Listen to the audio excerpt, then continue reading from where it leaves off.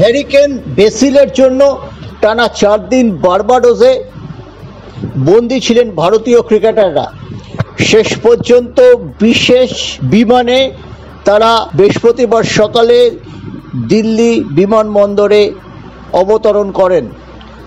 প্রধানমন্ত্রী নরেন্দ্র মোদীর সঙ্গে দেখা করার পর তারা 6:30 নাগাদ পৌঁছান বোম্বেতে।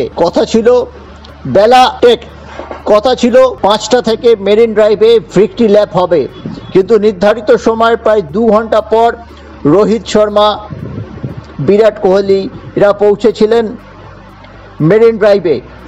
তাদের দেখে উচ্ছ্বাসের বাঁধ ভেঙে যায়।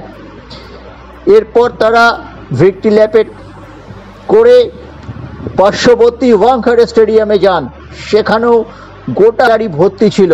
এর আগেও আমরা 1983, 2007, 2011 সালে আইসিসির বিভিন্ন ফরম্যাটে বিশ্বকাপ জিতেছি, কিন্তু এবার টি-20 বিশ্বকাপ 13 বছর পরে কোনো আইসিসি ট্রফি জয়ে বাঁধনহারা উল্লাস দেখা গেল। জনপ্লাবন আমরা দেখেছি মেরিন ড্রাইভ থেকে ওয়াংখেড়ে স্টেডিয়ামে, যা কিন্তু নজির হয়ে থাকলো যে কোনো বিশ্বকাপ জয়ী টিমকে অভ্যর্থনা জানানোর ব্যাপারে।